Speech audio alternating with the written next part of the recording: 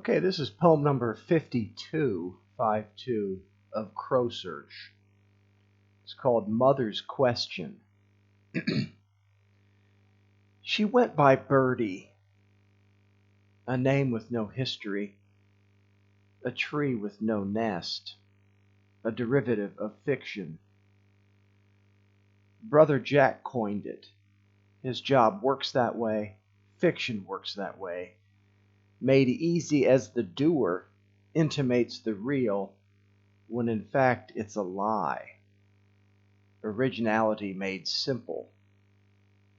Did she teach me this? I doubt it. She took the paved roads. After church, she drove a black Buick to the symphony.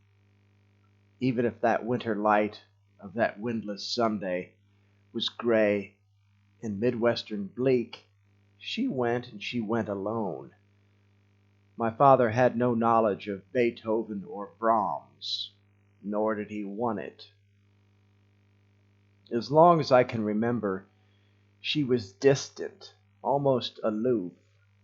Not her countenance or proximity, her lack of understanding the infidel, the filthy wild animal, the godless beast, like some very people I know.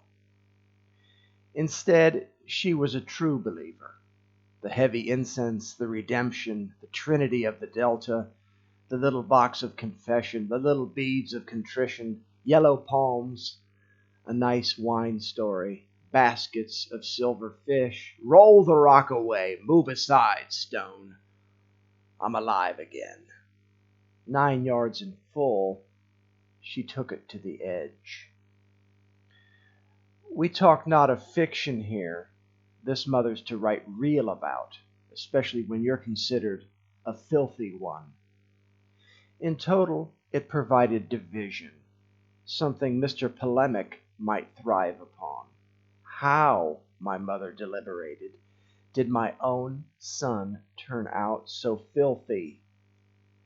Where did she go wrong, she wonders? How did he become an animal? Doesn't he like the mystery? The hows often haunted her, the self-criticism. I've failed. My son's a heretic. As if to say my course is abominable, division and difference are dispensable, the hunt, the hated, Prospero, the avid capitalist, the first prophet, the incentive, the insistence, are they not all essential? Later came her thoughts of why. Why is, I told her, is God's work.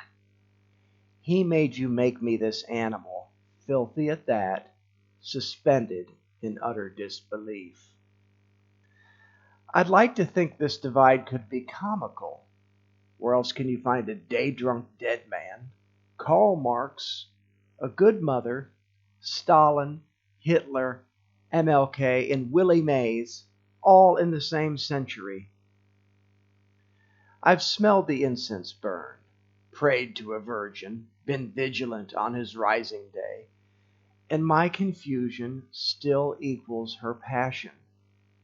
Can I say we cancel each other out? For me, balance is in fact way out of whack. But did she really look straight up, into thin air, into stars, clear skies? Did she really know her son? Am I truly gorged by disbelief? Is Lucifer the rhino and I the stump? She knew I liked theater. I know I don't like it here. That's for sure. This is no theater. I know what Shakespeare said, and this is no theater. I know what Richard II realized. It's nothing. That's theater. So pleased was cruel Richard. He lost shade too late. He killed a lot of strangers along the way. He lost track of his play, his poem, his road, his mind. Richard was eased off the rails into nothing. That's right. He finally came into the light, just a shade too late. So why couldn't mother see I love the curtain above all cards, all mortals over-signified and tragically lame? I won't get sucked into this life, like the lamb to the lion. I'm bait, that's for sure, but not yours. No, not in those days. In those days she happily called to ask, "Would you like to come over for dinner?" "Of course, mother. Your cooking is delectable, and your side accoutrements are post compare. I'll be there." So we sat blissfully together, mother loving her wine, always a blush.